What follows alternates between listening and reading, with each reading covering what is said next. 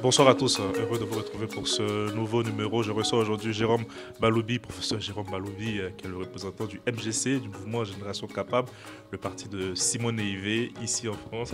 Bonsoir. Bonsoir monsieur. Alors je voulais juste le préciser, je l'ai déjà fait la dernière fois. En fait, je ne suis pas le représentant en France. Dites-nous tout. Non, je suis vice-président. Je suis chargé de ce qui représente l'Assemblée nationale dans notre parti. Mais comme je suis de passage, et bon, je profite de l'occasion pour parler un peu de mon parti, étant donné que les responsables, les représentants ici étaient en mission en Côte d'Ivoire.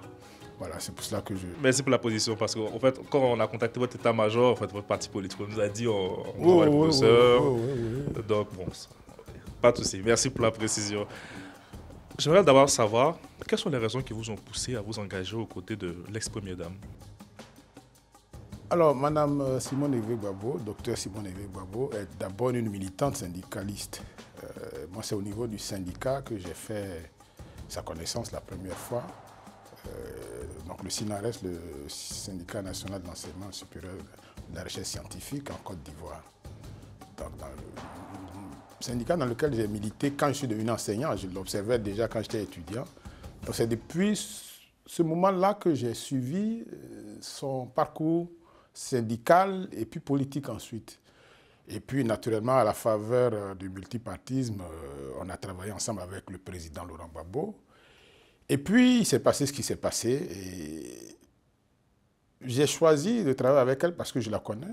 Je la connaissais déjà au niveau du syndicat. Et ensuite, je pense que c'est la seule qui est vraiment restée dans la ligne, sur la ligne originelle du combat politique pour l'avènement d'abord du multipartisme. Qui a dévié? Pour la démocratie. Alors, je n'ose pas dire qui a dévié. Moi, je me sens bien là où je suis parce que les valeurs pour lesquelles on s'est battu depuis le début sont les mêmes aujourd'hui avec Simone Veil. Quelles sont les valeurs qui sont défendues par le MGC aujourd'hui? Le MGC, d'abord, le MGC a une ambition énorme, celle de redonner à la Côte d'Ivoire son âme. L'âme, c'est l'âme d'une nation, c'est un ensemble de valeurs. Voilà. Et donc, nous voulons promouvoir un socle de valeurs qui sont notamment, je dirais, l'honnêteté, entre autres choses, l'amour de sa nation. Nous luttons également contre, comment je peux appeler ça, contre tout ce qui est tricherie. C'est-à-dire, nous voulons des Ivoiriens compétents jusqu'à l'excellence. Parce qu'il ne suffit pas d'être compétent, nous voulons amener les Ivoiriens jusqu'à l'excellence. Et puis, il y a une notion importante, une valeur importante au niveau du MGC, c'est la crainte de Dieu. Quand on en a parlé au moment où on écrivait nos statuts, beaucoup ont parlé de... Ce n'est pas une question de religion. Dans un pays laïque, ça fait bizarre. Hein? Oui, mais la crainte de Dieu, elle est universelle. Parce que je pense que c'est la base de toutes les valeurs. Mais ce n'est pas un projet politique. Non, ce n'est pas un projet politique, mais c'est une valeur. Voilà, le projet politique, on va y arriver, mais c'est d'abord une valeur, parce que quand vous ne craignez pas, d'ailleurs, on le voit bien, ceux qui ne craignent pas Dieu, on voit bien comment ça fonctionne. Notre société particulièrement, regardez ce qui se passe aujourd'hui, toutes les valeurs sont à l'envers. On ne respecte plus la chose publique, on ne respecte même plus la vie humaine. Voilà, c'est pour ça que nous avons inscrit la crainte de Dieu. On n'a pas dit à quelqu'un d'aller à l'église ou à la mosquée, non, on dit la crainte de Dieu. Voilà, pour nous, c'est une valeur fondamentale. C'est bien de préciser, parce que quand on vous écoute, on a l'impression qu'on va dire « Ah, Simone revient encore avec les pasteurs et tout. » En notre propre sein, il y a eu le débat. Dans notre parti, même à la direction, on est de plusieurs religions différentes. Voilà. Mais ça ne nous empêche pas. Il y a une valeur qui est essentielle. La vie humaine, là, c'est sacré. Qu'on soit bouddhiste, qu'on soit animiste, tout le monde sait que la vie humaine est sacrée. Et pour nous, cette valeur sacrée-là vient du fait qu'on crée celui qui nous donne la vie. Et pour nous, celui qui nous donne la vie, c'est Dieu. C'est pour ça que nous parlons de crainte de Dieu dans nos valeurs. Très bien. Votre présidente a été investie candidate pour votre parti pour la prochaine élection présidentielle en 2025. Une candidature de plus encore à gauche de l'échiquier politique. Pourquoi faire? Une candidature de plus, mais pas une candidature de trop. La différence essentielle avec Simone Veil Gbagbo, je l'ai dit tantôt, c'est d'abord faire la politique sur un fondement solide, où il y a des valeurs. j'ai parlé d'intégrité, j'ai parlé de respect de la vie humaine, j'ai parlé de compétences. C'est autant de choses qui ont disparu.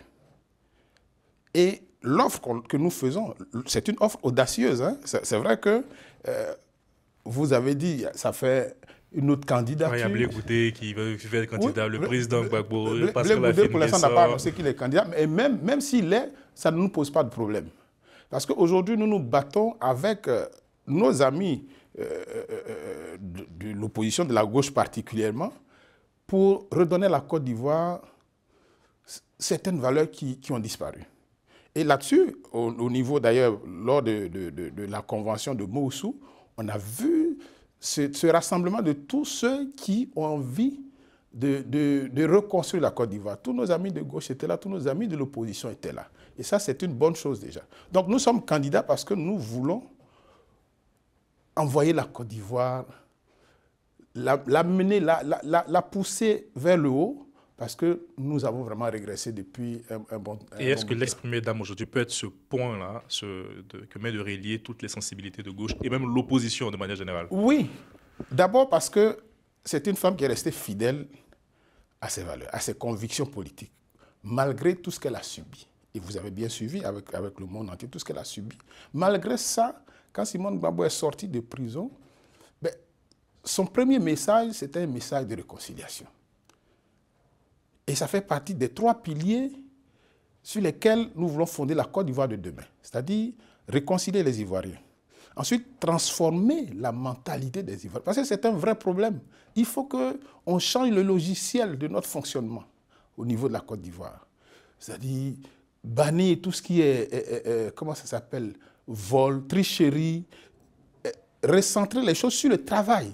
Parce que dans notre devise, c'est union, discipline, travail. Aujourd'hui, vous voyez bien que c'est la facilité qui prend le pas sur toute autre chose.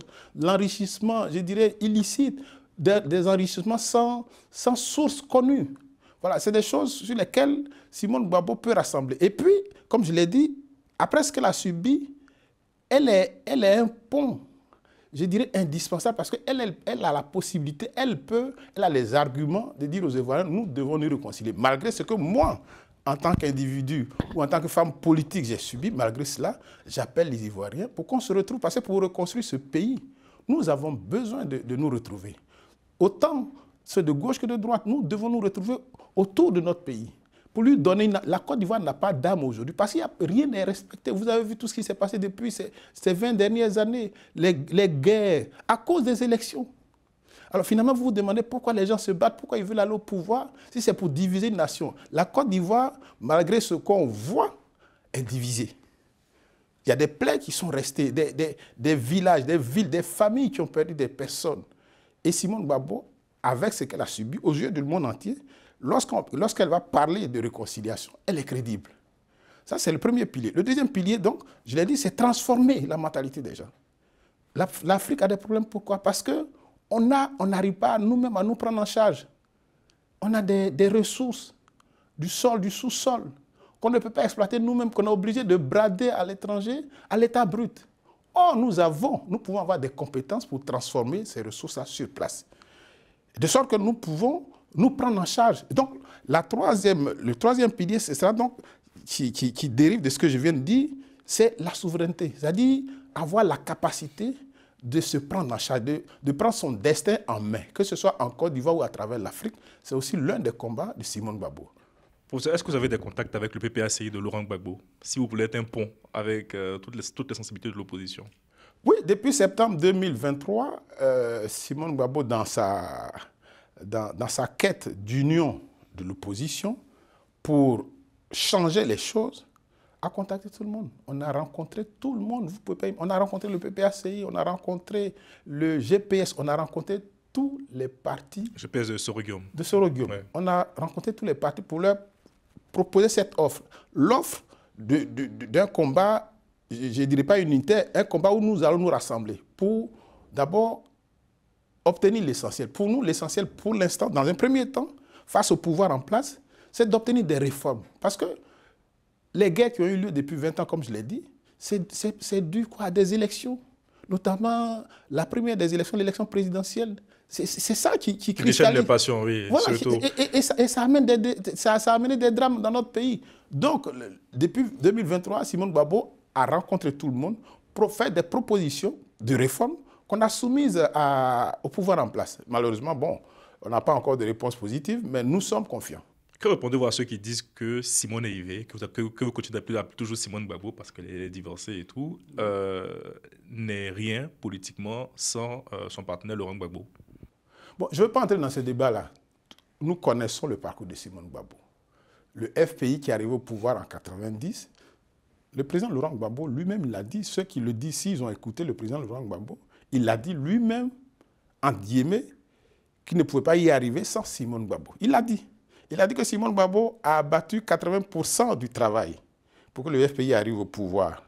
Bon, donc ceux qui le disent, soit ils ne connaissent pas l'histoire du PDC, excusez-moi, du FPI, soit bon, ils sont dans le dénigrement inutile, quoi. Vous avez été ancien secrétaire général de l'université de Cocody. Vous êtes très proche de la jeunesse estudiantine. Oui. On a vu la dissolution de la FESI il n'y a pas longtemps. Si votre parti arrive au pouvoir, est-ce que vous serez prêt à réintégrer cette organisation syndicale? D'abord, quel est votre regard sur cette sanction? Je suis heureux parce que vous êtes le premier à me poser la question. Moi, je connais bien la FESI. Justement, c'est ça que je vous pose. J'ai participé, je ne dirais pas à la création, à la mise en place de cette organisation, parce que c'est le SINARES qui a initié, c'est le SINARES qui a aidé. Nous avons notamment écrit les premiers textes de la FESI. Et nous pensons que la création de la FESI était une bonne chose, parce que nous avons lutté nous-mêmes pour le multipartisme en général, mais pour la multiplicité des opinions. Dans un pays démocratique, nous avons lutté pour ça. Nous avons lutté pour que la FESI soit créée. Maintenant, ce qui est arrivé, toutes les dérives, tous les partis sont responsables. Je pèse bien mes mots.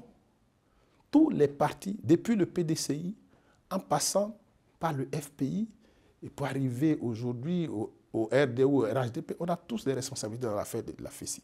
Parce qu'on n'a jamais réglé les vrais problèmes. Les vrais problèmes, c'est quoi? Les vrais problèmes, c'est que l'école est en décadence. C'est ça.